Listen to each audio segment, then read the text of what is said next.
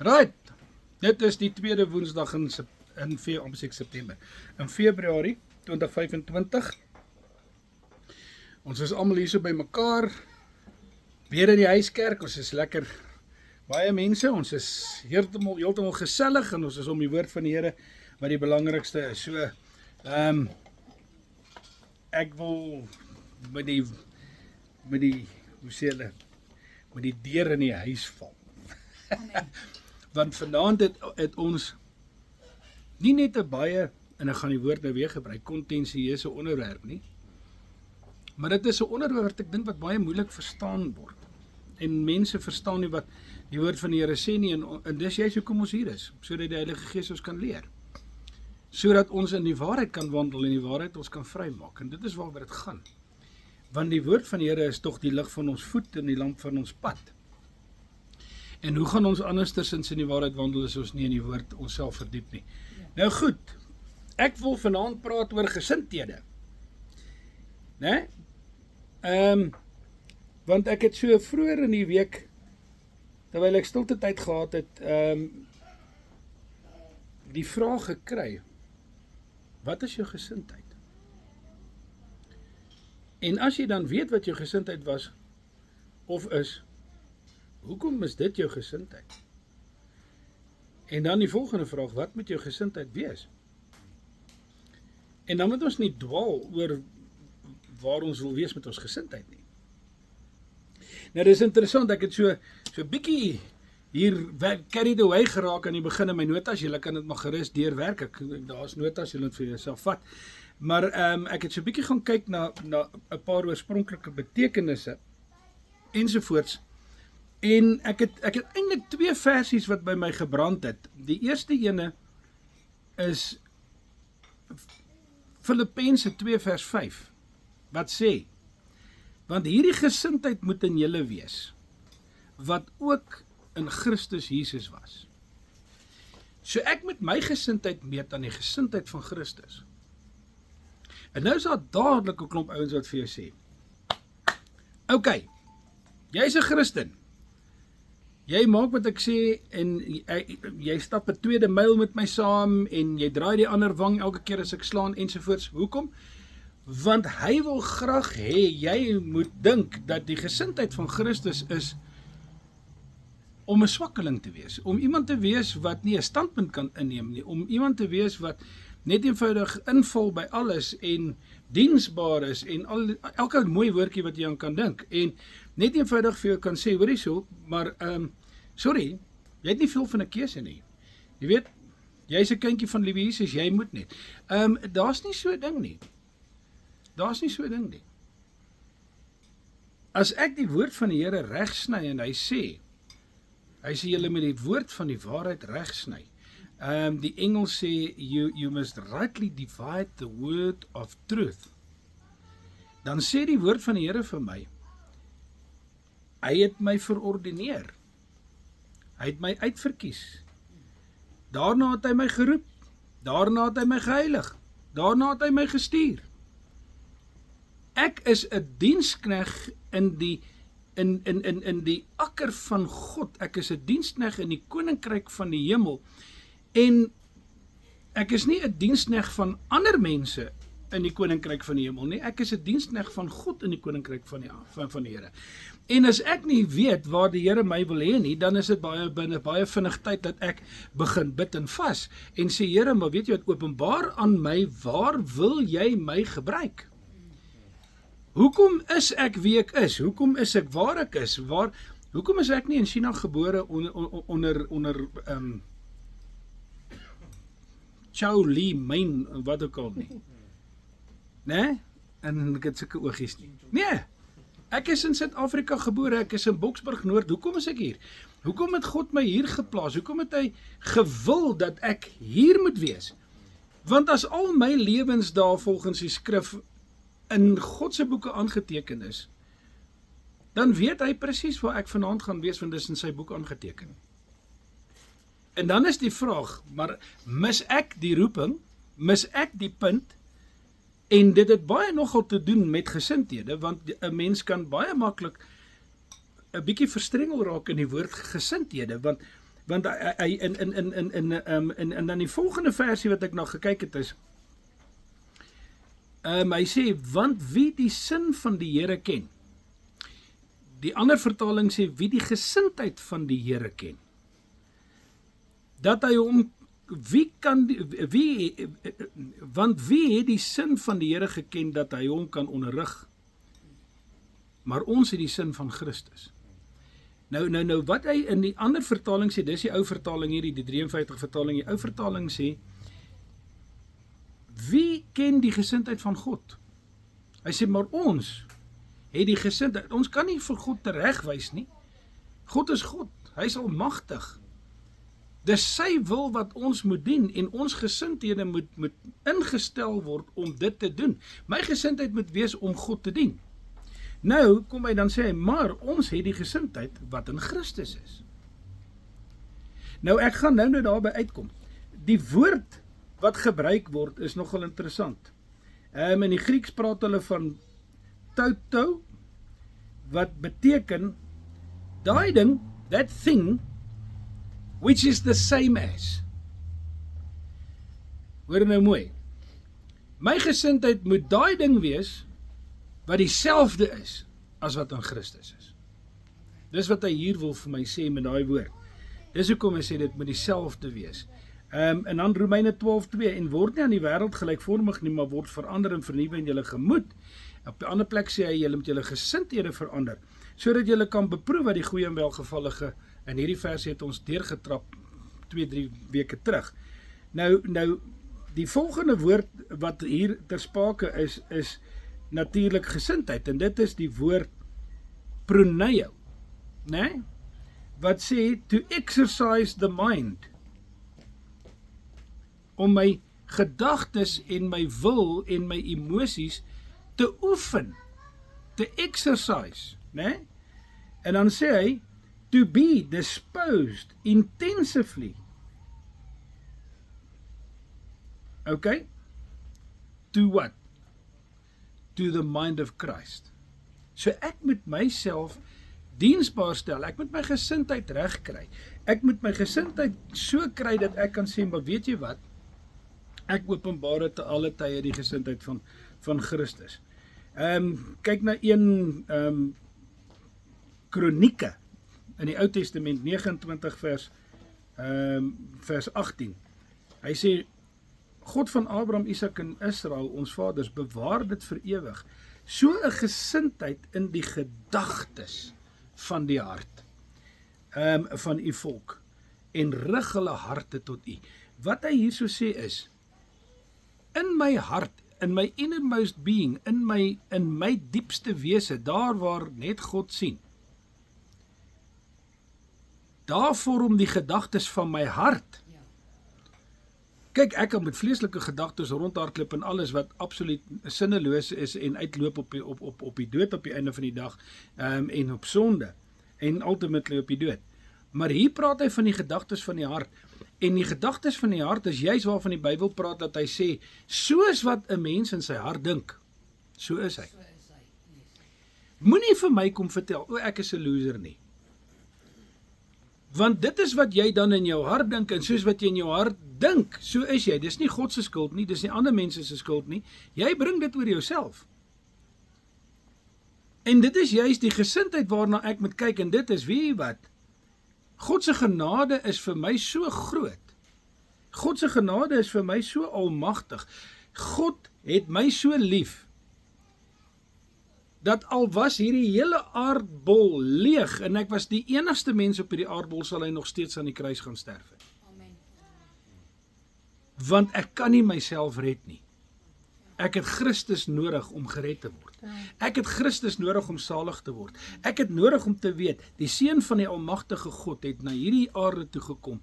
Hy het homself geen roof geag, hy wat aan God gelyk was, om 'n diensknegse gestalte te kom aanneem nie, en vir my op die kruis, wat 'n vervloeking is, daar te stel. Nou weer eens, gesindheid. Jy weet, ons kan baie kry, en nou ons het gepraat oor 'n klomp goeters, en hierdie goeters word ongelukkig so geïnterwove, dat ek gaan probeer om hierdie goeters uit mekaar uit te kry. Nee, laat ons dit duidelik verstaan en maklik verstaan. Dwaallering is juist daarop om mense te verlei om eerder idols te aanbid as wat hulle God sal aanbid. Kyk wat gebeur. Die Here lei vir Israel tot by die berg van Sinaï. Sê vir Moses, kom op berg toe, ek wil met jou praat. Moses suiker daar op die berg op, hy is daar lekker in die teenwoordigheid van die Here, so lekker, hy eet nie, hy drink nie, en sy gesig skyn soos die son, dat die Israeliete vir hom bang raak toe hy terugkom, want hy moes 'n wyl oor laat sak. Maar terwyl hy daarbo is, toe sê die Here vir hom, kom ons pos net gou-gou. Wat sou onder in die kamp aan die gang? En Moses sê, nee, dit klink vir my soos 'n gesingery. En hy sê, ja, dis feesviering. En Moses gaan af en gaan kyk, en hier dans hulle om die goue kalf. Nee. En Aaron sê vir Moses by daai geleentheid, nee, hulle het vir my gesê, maak vir ons 'n God, dat ons hom kan bid, omdat hy ons uit Egipte uitgelei het.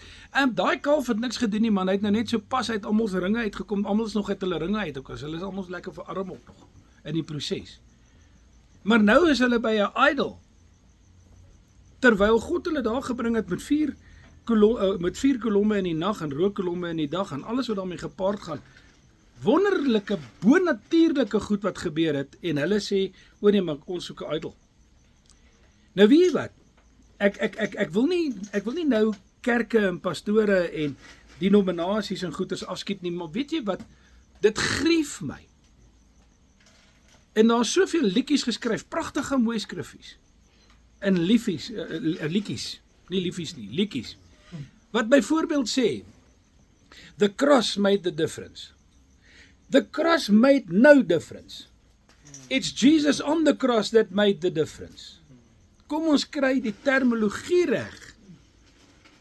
Dis nie die kruis wat dit gedoen het nie. Dis die redder aan die kruis wat dit gedoen het.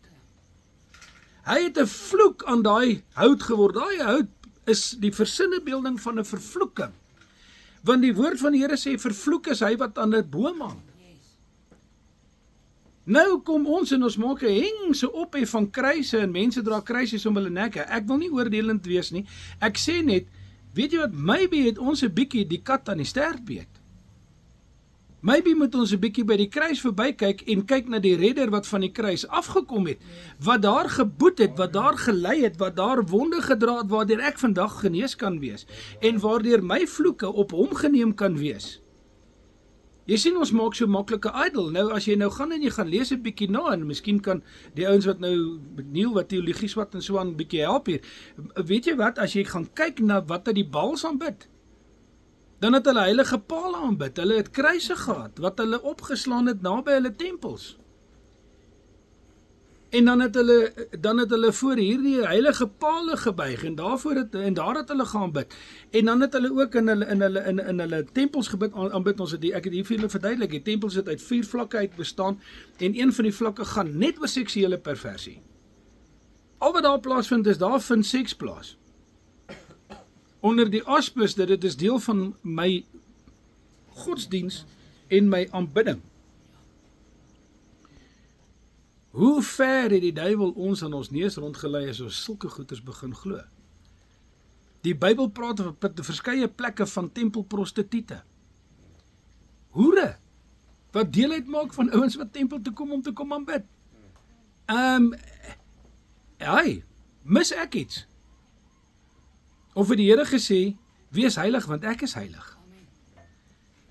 Is my gesindheid nie dit om te sê, laat ek in die voetstappe van my redder en my heiland wandel nie? Hy het my geroep as sy disipel, en hy het vir my gewys, hoe kan 'n mens sondeloos op hierdie aarde wandel? Ek kan nie sondeloos wandel nie. Maar dank die Here deur sy genade, as ek in sy lig wandel, reinig die bloed van Christus my voortdurend van al my ongeregtighede, en hy hou my skoon, en hy hou my trou. Ons het in die ou dae het ons 'n koortjie gesing, hou my trou, Here Jesus, hou my trou. Miskien moet ons weer begin daai ou koortjie sing, want ons het die mening, ja, ons het die bedoeling van hierdie goeters heeltemal ons die pad af verloor. Nee? Dit gaan hier oor wat is my gesindheid. Nou gesindheid word in verskillende plekke, en as jy nou gaan kyk na hierdie definisies, ek gaan nie hele tyd daarmee mors nie. Hy praat hierso van mind, imaginations, thoughts, heart. Dis alles deel van my gesindheid, my hart. Want my gesindheid waarmee ek iets doen, kan of reg wees, of verkeerd wees.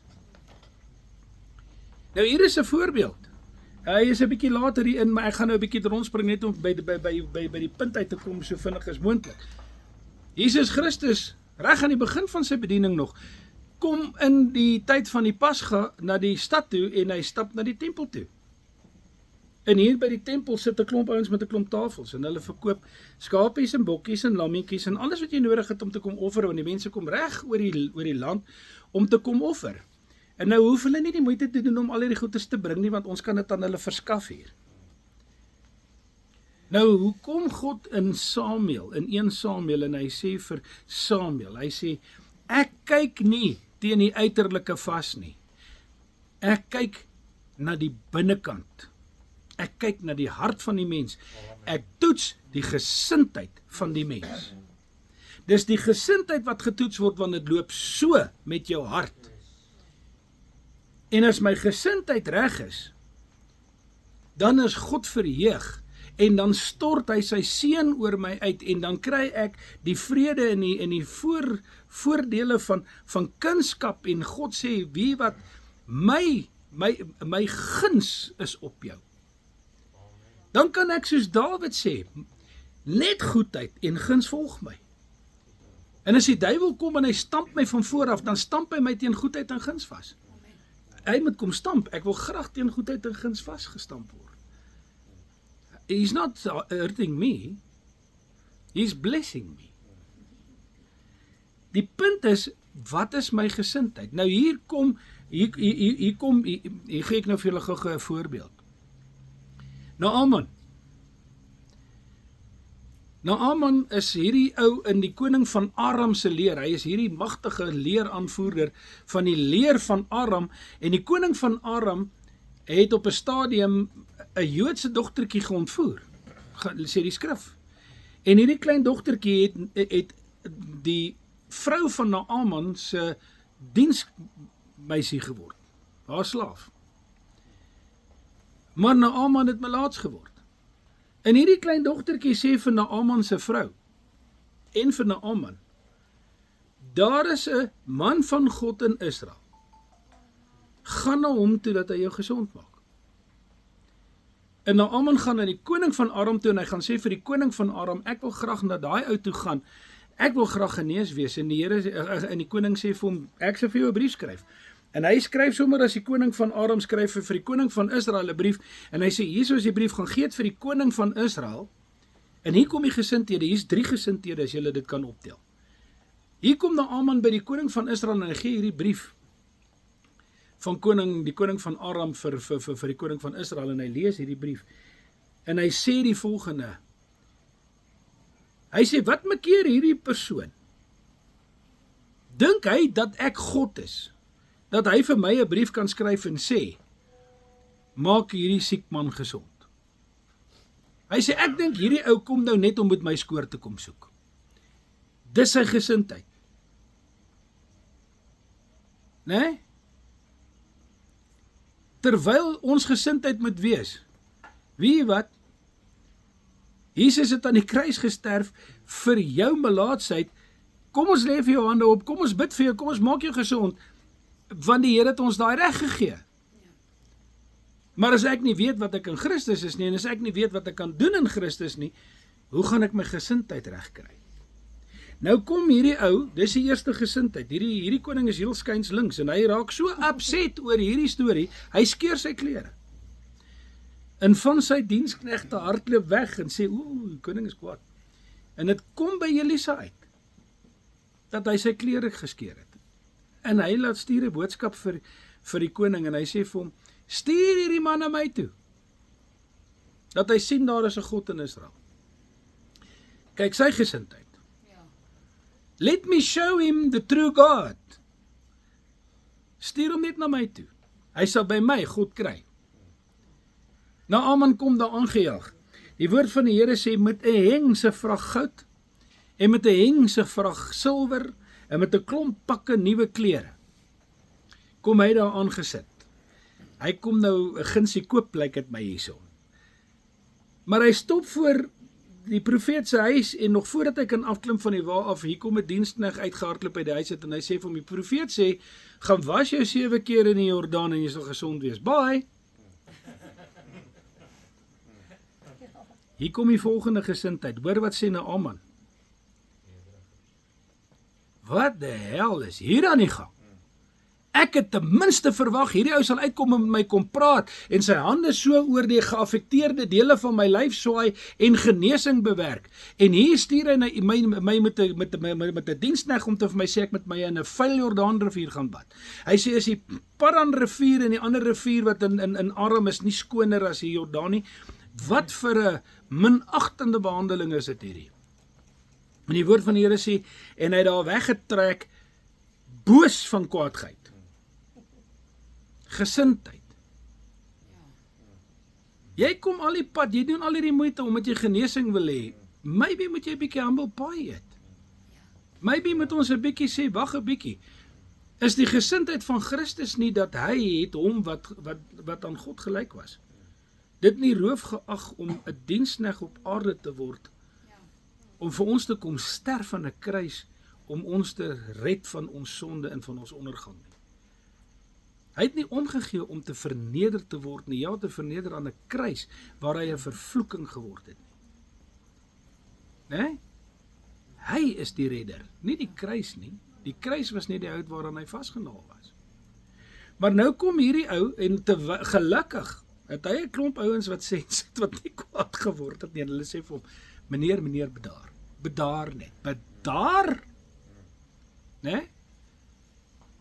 Miskien, as hierdie ou nou vir jou gesê het om 'n verskriklike moeilike ding te doen, soos gaan tot in Afrika en klim die hoogste berg uit, of iets van daar, dan kan jy so upset raak, maar hy het vir jou eintlik 'n simpel eenvoudige ding gegee om te doen. Hoekom doen jy dit nie net maar nie? En Naaman kom tot sy senses en hy draai af en hy jaag in die Jordaan toe en hy gaan was hom 7 keer in die Jordaan op weg is die malaatsheid. Jy sien, jou gesindheid kan jou van jou oorwinning af weghou. Jou gesindheid kan jou weghou van jou genesing af. Jou gesindheid kan jou weghou van jou deurbrake af. Jou gesindheid kan jou in hierdie jaar weghou van die oop deure wat God vir jou klaar gemaak het. Jou gesindheid kan lynreg in die pad daarvan staan. As jy nie jou gesindheid reg het nie, gaan jy 'n probleem optel. Want dit is ongelukkig wat die woord van die Here vir ons sê. Nou, jy kry 2 tipes gesindhede. Jy kry 'n goeie gesindheid en jy kry 'n bad gesindheid. Daar's nie veel ander opsies nie, né? Of 'n swak gesindheid of nou net so vinnig. 'n Paar van die verkeerde tipe van gesindhede. Ek het so 'n paar hier genoem. 'n Negatiewe gesindheid. Alles is verskriklik. Daar's 'n probleem in elke oplossing. Né? Jy kan vir hom sê, hoor hierso, die Here het jou genees. Die Here dan sê hy, ja, ek weet nie of die Here my genees het nie, want weet jy wat, my voorvaders was blessed ouens in die ordes van die vrymesselaars. Man, jy wil nie gesond wees nie. Jou gesindheid is verkeerd. Jy sien alles negatief. Wie is sulke mense? Hoor vir Israel. Numeri 13:33. Ons het die reëse gesien. Die kinders van Enak. Van die reëse waarvan hulle afkomstig is. En ons was so springkane in hulle oë en ook in ons oë. Jesu. Hoe min wil jy van jouself dink? Weet jy, die Seun van God het vir een en elkeen van ons, selfs vir hierdie klein kindertjies wat hier buite speel, aan die kruis sy lewe gegee. Die hoogste prys betaal. En ek wil dit minag deur te sê, okay God, en Jesus, hou jou liefde vir my. Dit kan nie vir my wees nie, want ek is so low down. Dis nie op my van toepassing nie. Catch a wake up. God het vir die vuilste sondaar gesterf. Amen. Hy het vir die mees perverste persoon gesterf. Hy het letterlik die verkragter geword van die reeks verkrachtings wat 'n verkragter gepleeg het. Want hy het daai sonde se straf gedra. asof hy dit gedoen het. Dis wat Christus aan die kruis gedoen het. En dan wil ek kom sê, ek kan nie meer as 'n oorwinnaar in hom wees nie. Die woord van die Here sê vir my, ek is meer as 'n oorwinnaar in Christus wat my die krag gee. Wil ek daai blaai uit my Bybel uitskeer? Ek gaan baie min blaaie oor hê op die einde van die dag. Die volgende gesindheid, 'n hoogmoedige gesindheid. Ons ken hom redelik goed. Daar's baie mense wat so nederig in die kerk is, dat hulle eintlik hoogmoedig is van nederigheid. Nee? Hy breek so oor sy nederigheid, nee? Dat hy actually besig is om vir homself te sê, ek is die boetjie, ek is so nederig. Ek is bietjie jammer vir jou. Dis nie nederigheid nie, dis hoogmoed. Want nou wil ek in iets wat veronderstel is om eg te wees, op 'n vals wyse gaan roem. Ek wil net terugkom na gesindhede. Weet jy, ek het nou vir julle na Aman gewys, 3 gesindhede in een storie. 2 verkeerd, 1 reg. Jesus Christus kom, ek het net al gesê, by die tempel. Die ouens is daar besig om hierdie goeders te verkoop. En Jesus raak kwaad. Hy word ontsteld. En hy gil nie daar op hulle, soos ouens wat nou so 2 dae van hulle egskeiding al weg is nie.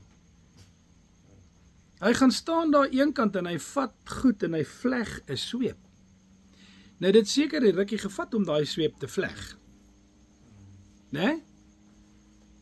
Rustig, kalm, heeltemal beheer. En toe hy die sweep klaar het, toe vlieg hy onder hulle in. En hy voeter hulle en hulle diere daar uit en hy keer hulle tafels om en hy sê vir hulle, julle maak van God se huis 'n rowerspelonk. Kom ons kry die gesindhede. Met watter gesindhede het hierdie Joodse joetjies met hulle bokkies en skapies en duifies en goeders kerk toe gekom? Vandag maak ek 'n killing. Ek wonder hoeveel gaan ek vanaand in my beursie huis toe dra. Want hier kom baie ouens offer. Nou gaan ek die ouens wat kom waarlik aanbid en kom boetedoening doen vir sondes en God se aangesig soek, gaan ek uitbyt, geld by hulle vat, hulle kan maar gaan bid, ek wag vir die volgende sakker. Jesus het nie die sweep nie gevleg nie, hy het die sweep gevleg. Ek sien nêrens in die skrif dat hy na hulle toe gegaan het en gesê het, broers, kan ons gesels oor hierdie ding? Ek weet die kerkraad het julle nou toestemming gegee. Jy weet, maar dink julle nie dit is 'n bietjie verkeerd nie? Nee. Christus het nie gekom en met hulle gesprekkies aangesit nie. Hy het gekom en hy het gesê en net die volgende versie sê sy disippels, kyk vir hierdie meester van ons nou. Hy sê maar dit herinner ons aan die skrif wat gesê het dat die vurigheid van die huis van die Here verteer my. Hy is so in sy wese ingestel daarop dat die huis van God 'n plek is waar jy God se aangesig kry en waar jy in God se teenwoordigheid is en waar jy van jou laste ontslae raak en waar jy bevryding en verlossing kry. Dat hy nie kon sien dat hierdie mense hierdie goeders doen met 'n verkeerde gesindheid nie. Hulle kom nie kerk toe om te aanbid nie, hulle kom kerk toe om geld te maak. Verkeerde gesindheid. Nou, so kan 'n mens in elke verhaaltjie wat daar is, kan jy 'n verkeerde gesindheid sien. Die volgende, kyk in die hoogmoedige ene, kyk na Aman, ek het nou vir julle na Aman gesê, net oor die hoogmoedige gesindheid. My riviere en my lands beter. Hoekom moet ek in die vuil Jordaan laat gaan? Want God het gesê, wees gehoorsaam. Moenie jouself te slim hou nie. Daar's 'n skrif hier in die Nuwe Testament, ek dink is in Jakobus of in Petrus, een van die twee, waar hy sê, moenie te slim wil wees nie. Nee. Wees diensbaar. Wees die ene wat sê, ek is bereid om die kinders van die Here te bedien, soos wat Christus sy disippels bedien het. Hy het nie vir hulle gesê, okay, nou nadat ek julle voete gewas het, nou sê ek julle diensknegt, nou gaan ek julle beddens opmaak en ek gaan dit doen en gaan dat doen nie. Hy het vir hulle kom wys dat om werklik waar in die koninkryk van die Here belangrik te wees, moet ek bereid wees om mense se voete te was. Moet ek bereid wees om vir mense te sê, kom ek sal jou voete wat moeg geloop is en vuil en vol stof is laaf in koue water en ek sal jou voete vir jou was en dan kan jy lekker voel as jy aan die tafel sit. Dis die gesindheid wat Christus openbaar. Dis die gesindheid wat hy vir ons kom wys. Hy kon kwaai wees. Weet jy, baie keer sê die Fariseërs en die Sadduseërs en die skrifgeleerdes nog nie eens behoorlik opgestaan nie. Dan sê hy, wat se planne bedink julle in julle hart? Hoekom kom julle met strikvrae na my toe? En dan het hy hulle uitgekry. Hy het vir hulle bo ingeklim en onderuit geklim en gesê, julle gaan haal 'n ou ander kant die waters en dan bring julle hom hiernatoe om hom te bekeer en dan maak julle hom 2 keer meer ryp vir die hel as wat julle self ryp is vir die hel. Dis harde woorde. Hy staan in die tempel en hulle is al klaar half boos vir hom en hy sê vir hulle, ja, kom ek verduidelik net vir julle die karaktereienskappe van my Vader. Naaman is nie eers 'n geredde ou nie, man. Maar die profeet van God genees hom. Die Samaritaanse vrou is nie 'n aanvaarbare persoon in die kerk van Jerusalem in die Jode en in hulle sinagoges nie, want hulle meng nie met die Samaritane nie. Maar Christus gaan na haar toe en sê vir haar, as jy maar net weet wie met jou praat. Hy het nie omgegee nie. Hy het nie omgegee om in die huise van die tollenaars te bly nie. Hy het nie omgegee om saam met hulle wyn te drink nie. Hy het nie omgegee om saam met hulle aan huis te wees nie.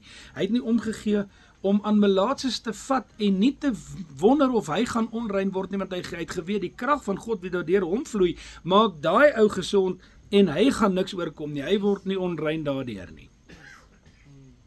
Nee. Christus het presies geweet waar hy staan in sy verhouding met die Vader.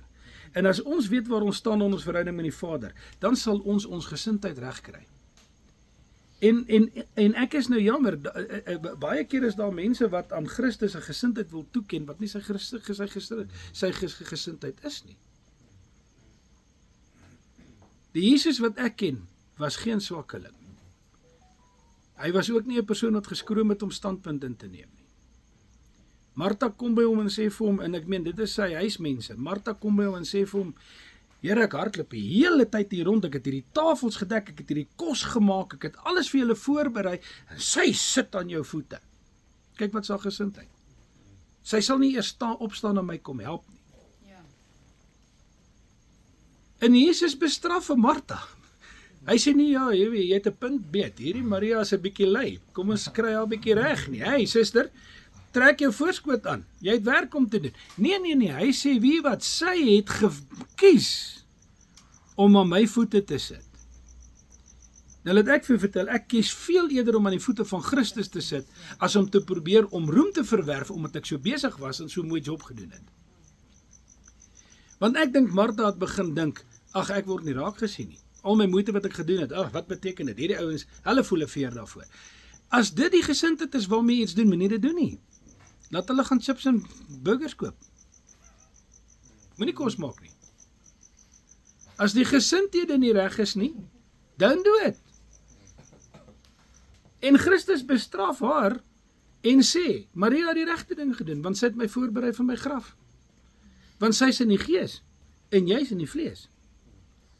Kom in die vlees uit, dat jou gesindheid kan regkom.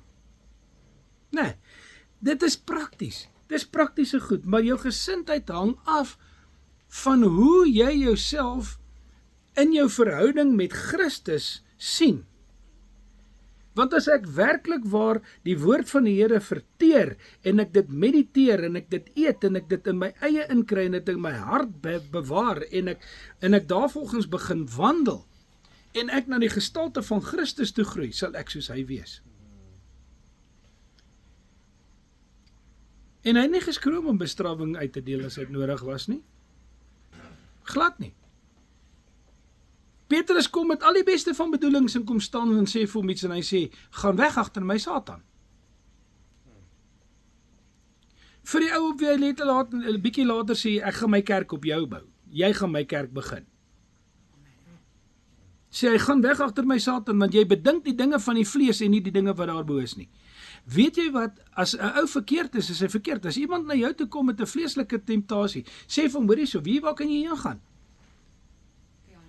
Net nie by my nie, agter my. Ek het nie nou tyd vir jou versoekingkies nie. Ek het nou tyd om my fokus op God te sit en te vra, wat kan ek vir sy koninkryk kom? Bekeer jou van jou verkeerde weë, man. Kyk wat sê die Here Jesus vir Petrus op 'n ander geleentheid, toe hulle daar by die rots staan.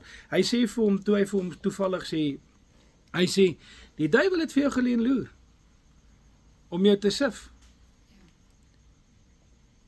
Maar ek het gebid dat jy nie jou geloof verloor nie. En dan gaan hy aan en dan sê hy ding, hy sê, en as jy weer tot inkeer kom, as jy weer tot bekering kom, sê die ander vertaling, gaan dan en gaan versterk jou broers, dat hulle nie in dieselfde versoeking kom nie. Jy sien, as ek deur 'n versoeking gaan en ek val in die versoeking, bekeer my tot God, soos wat Dawid gemaak het. Dawid val in sonde met Batseba en hy pleeg elke moontlike oortreding van die 10 gebooie, in een slag. Hy lieg, hy moor, hy pleeg oorspel, hy stel nie God eerste nie, hy het ander mense liewer as homself, hy bedrieg, hy lieg. Alles in een geval. Pleeg hy omtrent al 10, oortree omtrent al 10 die 10 gebooie. Maar hy is mans genoeg om dadelik op sy knieë neer te val en te besef, ek het gesondig. En werklik berou te hê en te sê, Here, vergewe my. En voordat die profeet vergeloop het, toe stuur die Here hom terug en sê, gaan sê vir Dawid, ek het sy gebed gehoor, ek het sy sonde vergewe. But he's going to suffer the consequences. En hy het die kind verloor. Maar kyk Dawid se gesindheid. Sy gesindheid lyn op met die woord wat sê, al val 'n regverdige 7 ja 8 keer, hy staan weer op, want God help hom op. Ek is 'n uitverkorene. Ek gee nie om wat die wêreld van my dink nie. Ek gee nie om of hulle dink ek is 'n idioom nie. Ek gee nie om wat hulle dink nie. Vir my gaan dit net oor een ding. En dit is, weet jy wat? Ek wil vir die Here lewe. Ek wil hom elke dag wil ek hom behaag. Ek wil as ek werk wil ek sê, Here, gee vir my wysheid in my werk. Gee vir my insig. Gee vir my goddelike wysheid, want ek verstaan nie mooi wat wil ek doen nie. En baie keer is dit verbasend aan die einde van die dag. Dan dink jy by jouself, "Jesus, hoe het ek by hierdie goeters uitgekom?" Die Heilige Gees het dit aan jou geopenbaar. As jy net bereid is om met hom 'n pad te stap. En om met hom 'n pad te stap, moet jy jou gesindheid regkry, want God gaan nie met jou 'n pad stap as jou gesindheid verkeerd is nie. Ek het daai skrifte vir julle gegee hier. Kyk wat ek sê nou net vir die volgende ding. Ons gesindheid bepaal ons lewenswyse. Dis nou maar sommer my eie opskrifie. Die gedagtes of gesindheid of mind of Christ is 'n heel nuwe mentaliteit waar ons meer soos Christus moet dink en leef. Dis wat ek nou hier geskryf het.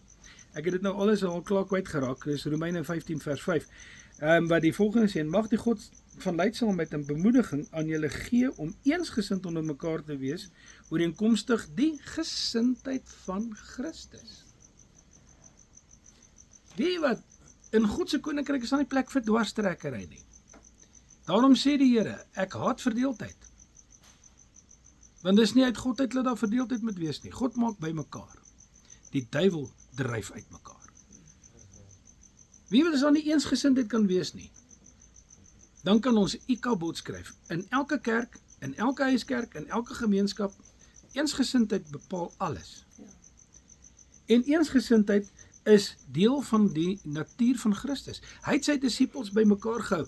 In Johannes 17, net voordat hy verraai word en uitgelewer word om gekruisig te word, bid hy en hy bid die priesterlike gebed en hy die hoëpriesterlike gebed en hy sê vir God in sy gebed, hy sê, ek het hulle wat jy vir my gegee het, bewaar.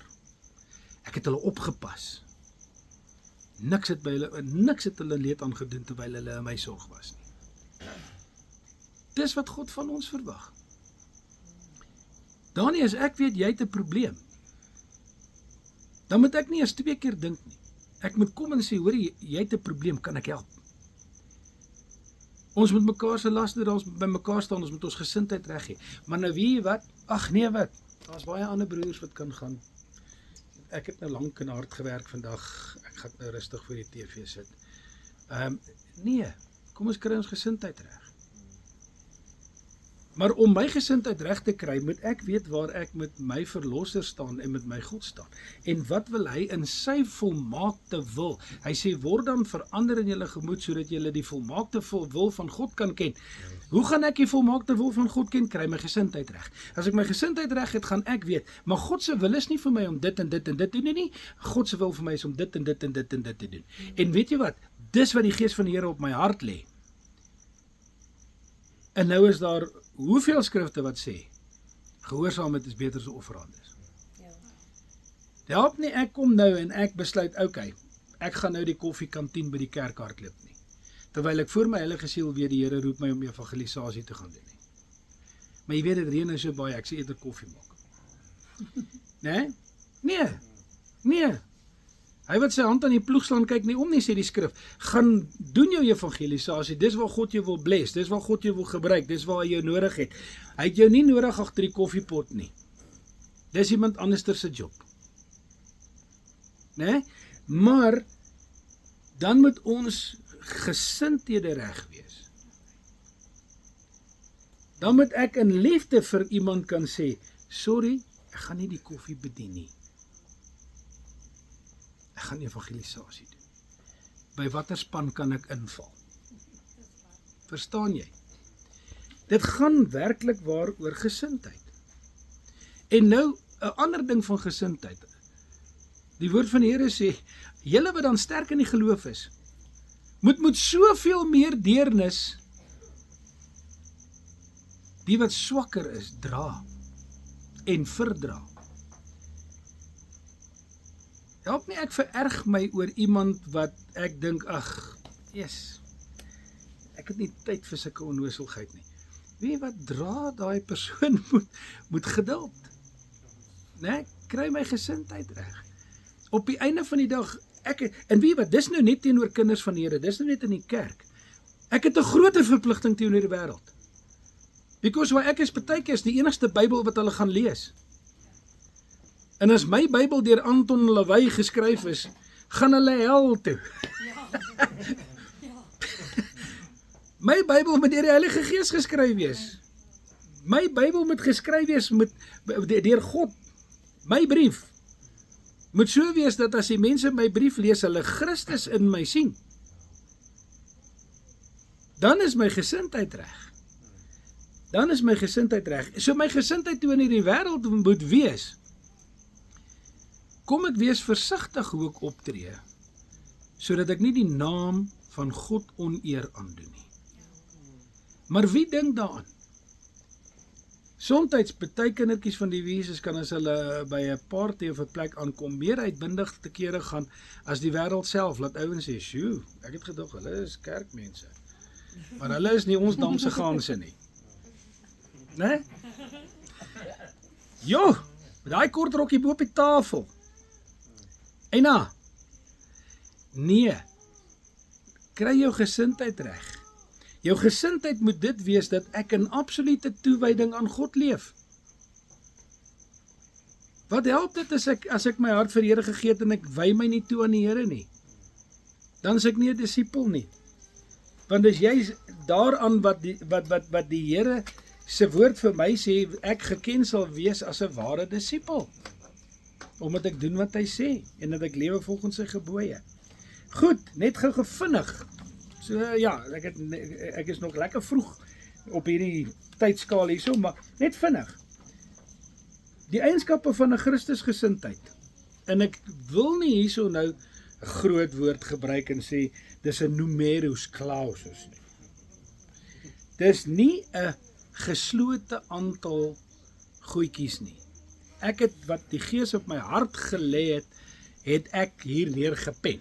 OK. Eerste ene, om vol van die Gees van God te wees. Hoe wil ek 'n gesindheid hê wat reg is, as ek nie vol is van die Gees van God nie? Jesus het vol van die Heilige Gees teruggekeer, Lukas 4.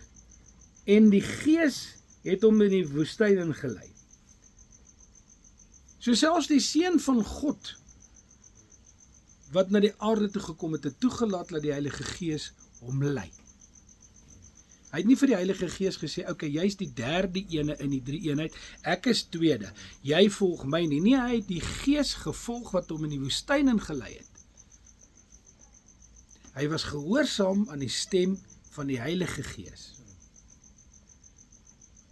Hoe wil ons in hierdie bose wêreld, jy weet, die Bybel praat van hierdie dae, dan praat hy van 'n krom en verdraaide geslag. Julle het almal al daai versie gelees, ek gaan hom nie eens vir julle quote nie. As ek te midde van 'n krom en gedraaide verslag leef, hoe wil ek onderskei wie's eg en wie's boos en wie kom soos 'n engel van die lig na my toe, net om my in 'n swakheid te verlei, sodat ek op die einde van die dag sondig teenoor die Here en die duiwel hou vas op my kry nie. Nee man, Here, gee vir ons 'n gees van onderskeiding.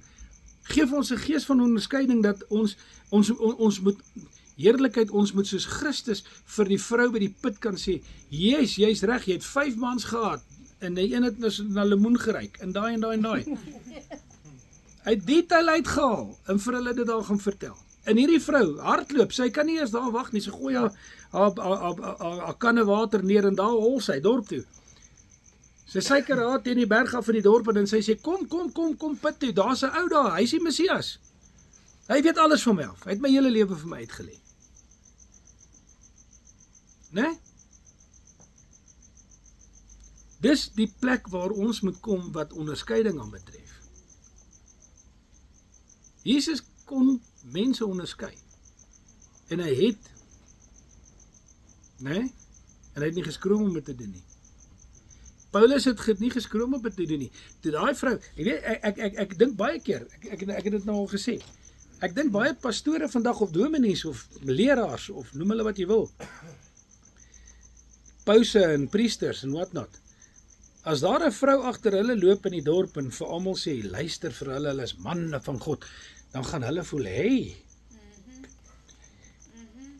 sy is so reg, she's so right. Maar Paulus verg hom man en hy vlieg hom en hy sê, jou gees gaan uit. En poeps, daar is haar mond toe. En daar kry Paulus slaaf. Toe beteken sy niks vir haar werkgewers nie. Want sy kan nie meer mense se toekomste vir hulle voorspel en vir hulle sê, okay, nee, maar ek sien jy gaan met 'n witkop ou trou en hy gaan jou eers verneek en dan gaan hy weer bykom en jy gaan hom terugvat en hom baie lief wees en julle gaan 3 kindertjies hê. Hy klink soos hierdie tannie wat hierso met haar karavaan op die hoek staan partykeer. Jy weet, daai kristalballesers wat vir jou vertel wat alles in jou lewe gaan gebeur. Dis 'n gees van waarsêry man, dit is boos, dis uit die duiwel uit, dit is van die hel. As jy wil weet waar jou toekoms heen gaan en wat wil jy in jou lewe doen, soek jy aangesig van die Here. Soek jy aangesig van die Here en as jy nie dadelik 'n antwoord kry nie, begin vas. En sê Here, nou gaan ek vas. En ek gaan my verootmoedig en ek gaan my verneder voor jou aangesig. Totdat ek antwoord gekry het. En surely, God is 'n beloner van die wat hom soek. Nou goed, om terug te kom na ek het nou vir julle gesê, ons gesindheid bepaal ons hele lewenswyse. Ek tree op ooreenkomstig my gesindheid. Vol van die Gees, tweede ene, lewendmakend. Spreek jy lewe waar jy kom? Spreek jy lewe in mense se situasies in? Spreek jy lewe in mense se siektes in? Spreek jy lewe in mense se besighede in hulle geldsaake in? Né? Spreek jy lewe? Want Christus is uit die woord van die Here, die versie wat ek gekry het sê, hy sê, want God, die eerste mens Adam het, hy sê, die eerste mens, soos daar ook geskryf het, die eerste mens Adam het 'n lewende siel geword. Die laaste Adam, dit is Christus, het 'n lewendmakende gees geword. Nou toe ek die dag wedergebaar is en ek 'n kind van God geword het, het ek 'n lewendmakende gees geword? Bring ek lewe? Of spreek ek dood? Bring ek dood? Vloek ek of seën ek? Dis gesindheid. Ek sal eerder stil bly. Jy weet? Ek het een voordeel. As iemand my leed aandoen, dan gaan ek nie na sy baas toe nie, of sy baas se baas toe nie. Ek gaan na die baas van die heelal, van die kosmos toe, wat my pa is. En ek gaan sê vir hom, Abba, hierdie mannetjie, kyk wat doen hy. Jy weet, toe Nehemia dit doen, toe sê die Here vir hom, moenie vir hulle luister nie, bou. Wees besig met my werk. Nee? En hulle het in 52 dae daai muur gebou. Rekordtyd. Te midde van al die teenstand wat hulle gehad het. Punt van die saak is, jou gesindheid bepaal alles. Jou gesindheid bepaal jou toegewydheid, dis die volgende punt. Toegewyd. Vir begin van hierdie jaar, of einde laas jaar, Oujaarsdag, toe gaan ons in Jeffries na die Oujaarsdiens toe. En die pastoor se preek is, kom ons maak 'n nuwe toewyding aan God in hierdie jaar 2025. En hy het 'n baie belangrike ding vir my gesê. Hy het gesê, dis nie 'n nuwejaarsvoorneme nie, want nuwejaarsvoornemens word gebreek. 'n Toewyding is 'n commitment. 'n Toewyding is, Here, ken my hart, ek wil my aan jou toewy. Ek wil jou aangesig soek in alles. Ek wil hê dat ek welbehaaglik sal wees voor u in wat ek doen, wat ek sê en wat ek dink. Alle fasette van my lewe. Goed, dis toegewy, 2 Korintiërs 11:3, maar ek is bang dat julle gedagtes weggelei sal word van die onverdeelde en suiwere toewyding aan Christus. Hy wil hê ons moet onverdeeld en suiwer toegewy wees aan Christus, ons leidsman. Net soos Eva verlei is deur die lustigheid van die slang. Kom ons laat nie toe dat ons verlei word nie. Kom ons laat nie toe dat die duiwel ons met 'n slapriem vang en met versoekings kom en ons toegee daartoe nie. Maar dat ons, as ek toegewyd is aan die Here, sal ek my nie steur daar nie. Want hy sê, onderwerp jou aan God, weerstaan die duiwel en hy sal van jou wegvlug. So as ek in toewyding my onderwerp aan die Here, dan gaan ek daai duiwel weerstaan en hy gaan van my wegvlug. Dis nou maar eenvoudig so. En wie daai persoon deur wie 'n kleintjie in die koninkryk tot val kom. Woord van die Here sê, dit is beter dat hy met 'n meelsteen om sy nek in die see gegooi word. Nee? Gesindheid. Volgende ding, nederigheid. Ons weet hoe nederig Jesus was. In alles was hy nederig. Hy het nooit homself op 'n pedestal gesit nie. Inteendeel, hy het kort aangemaan dat daar nie gesê moet word, hy is die seun van God nie, want sy tyd nog nie gekom het om geopenbaar te word. Dan die volgende een, om in die waarheid te wandel. Dit is nogal 'n ding.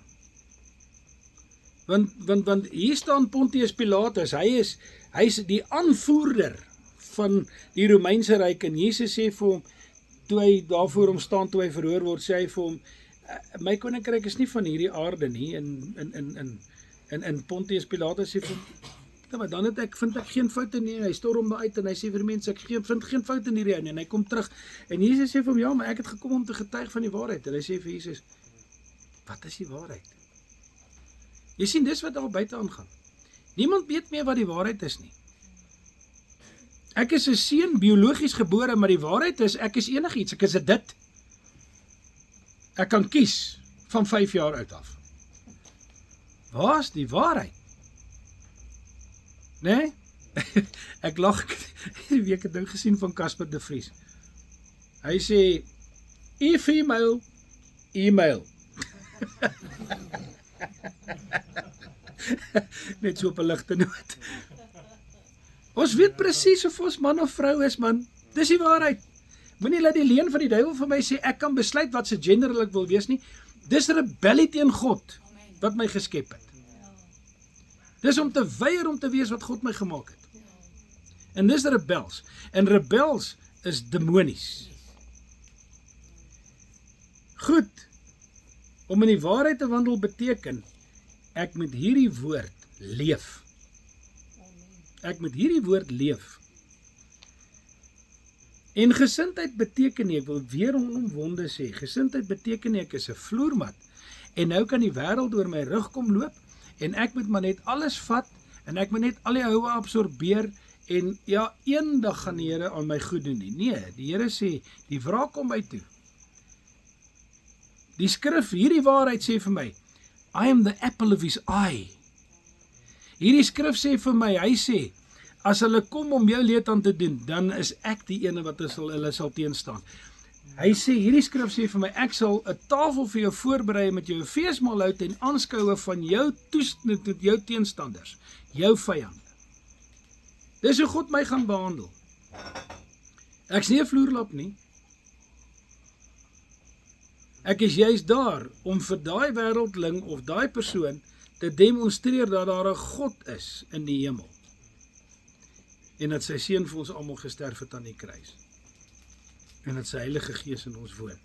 Dit is om in die waarheid te wandel. Ok, ek kan nie verder daaroor uitbrei nie. Ek het letterlik 4 minute oor. Die volgende ene is,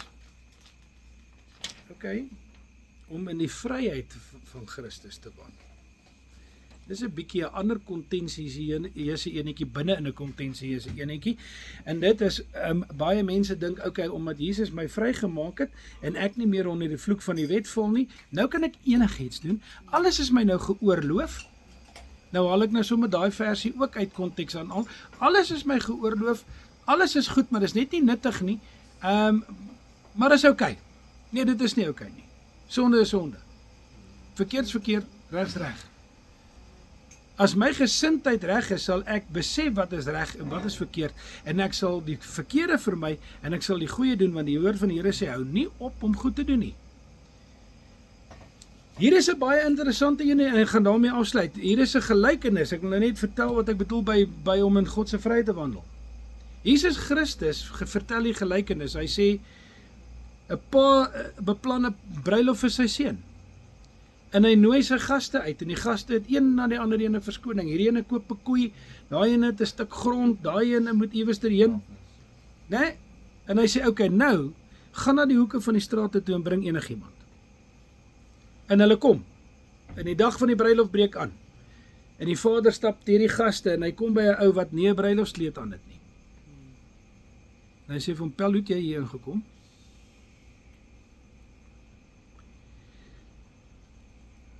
Openbaring sê vir my, hulle wat in Christus gesterf het, sal wit klere dra voor die troon van God. En daai wit klere het 'n naam. Daai wit klere is die goeie dade van die heiliges. So hou nie op goed doen nie. Doen goed. Dis 'n kleed, dis 'n bruilofskleed. Wat aanvaarbaar en welgevallig vir God is. Maar moenie goed doen om te dink daardeur gaan jy by die bruilof inkom nie. Doen goed omdat die wet van Christus op jou hart geskryf is. En doen goed omdat dit in jou hart is om goed te doen. Maar bid dat die Here met die goed doen in jou hart vir jou wysheid gee dat jy nie op verkeerde grond saai nie. Want as jy op verkeerde grond saai, gaan jy nie vrugte kry. Die Here het ook vir ons common sense gegee. Nee. As ek gaan en ek deel net uit en deel net, en dan ek die volgende ou wat saam met hierdie ouens loop van huis tot huis en gaan bedel, want dan het ek niks meer oor nie. Maar ek moet met wysheid dit wat God aan my toevertrou bestuur. Ek moet 'n waardige rekenmeester wees van dit wat God aan my toevertrou. Dis wat ek in die skrif sien. Nee, weer eens, die regte gesindheid. Ons gesindheid is alles. As ons in hierdie jaar al die suksesse wil hê, as ons wil weet, ons gaan in die oop deure instap wat Christus vir ons gegee het, en ons is in 'n jaar van dubbel genade, en God het 'n volmaakte plan vir ons, en hy gaan 'n nuwe ding vir ons begin, en ons is in 'n nuwe seisoen. Kom ons takel hierdie gesin, hierdie nuwe seisoen met die regte gesindheid. Kom ons sê, laat my gesindheid, o Here, dit van Christus wees. Christus het dit wat onreg is gehaat, en hy het dit wat, hy sê vir Johannes, hy sê, skryf vir daai ouens, daar by daai gemeentetjie daar, sê vir hulle, julle is 'n klomp bad ouens, julle doen 'n klompie goedjies wat nie lekker is nie, maar ek het daarom een ding wat ek vir julle kan sê in julle guns. Nou die een vertaling sê, julle haat die Nikolaïte wat ek ook haat. Nou, kom ons word nie verstreng oor die woordjie haat nie, want die woord van die Here sê, ons mag nie haat nie, en nou sê 'n klomp mense wat sê, ja, maar hoe kan die Here daar sê, God haat die Nikolaïte? Hoe knoop my tong so?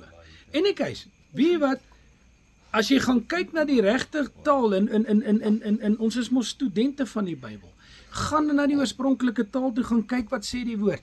Hy sê eintlik, nie, hy haat dit nie, hy sê, dit verafskuw hom. Hulle dade verafskuw hom, hy het 'n afstoot daaraan. Dis nie dat hy hulle nou haat, omdat hy hulle wil haat nie. God is liefde, hy haat nie. God het lief. Die woord van die Here sê vir ons, niks, geen hoogte, geen breedte, geen engel, geen demoon, geen niks, geen mag, gaan ons skei van die liefde van Christus nie. Hy haat nie. Maar daar is ongelukkige fout gemaak in die vertalings, want daar is ander woorde wat in die vertaling kon gebruik geword het, en een van hulle is, hy verpest dit. Want wie wat het daai mense gedoen? Hulle het gesê, ons kan in die vlees doen net wat ons wil, want die vlees kan God nie behaag nie, solank ons tot bekering gekom en dan gaan ons hemel toe. Daar is baie kerke wat vandag so glo. Joel Osteen se ouens, ek dink, hulle betaal hulle tiende met 'n smile, want hulle kry net elke keer blessings. Blessings in Kambodja.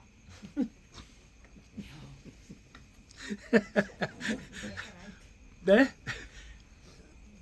Jy kan nie net vir mense sê, ag, weet jy wat, God het jou lief net soos wat jy is nie. God het my lief. Maar as ek 'n sondaar is, het hy my nie lief soos wat ek is nie. Hy het my lief as sondaar, sodat ek tot bekering kan kom, in hom kan glo, en gered kan word, in die hemel toe kan gaan, en 'n kind van God kan word. Kom ons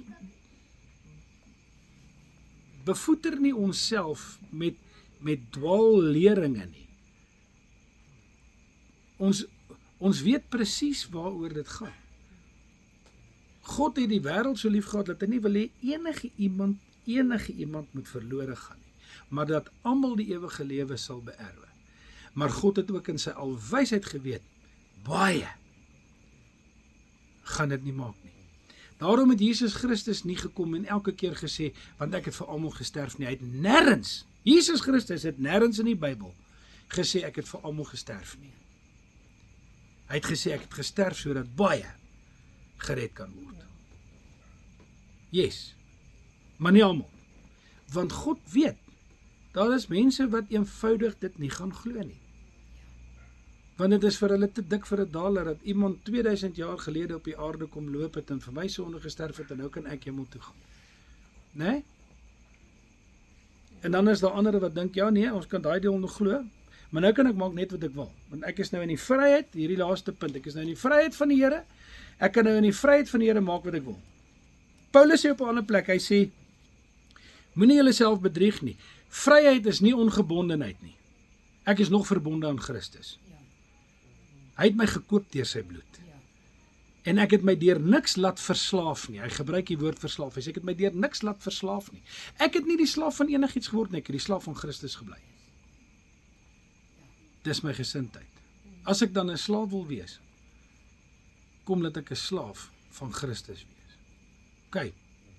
So, dit was so 'n bietjie van 'n ander twist, maar weet dit, die Here se Gees het hierdie woord op my hart gelê, en ek het hom gebring soos wat ek hom gekry het.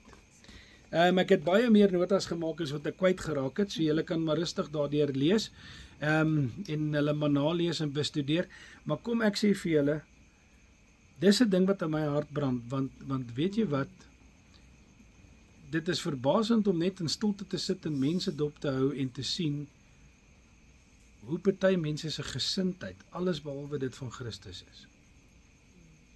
Nee. So okay, vlei my storie is uit. Julle is awfully quiet. Dankie man, dit is 'n belangrike punt, want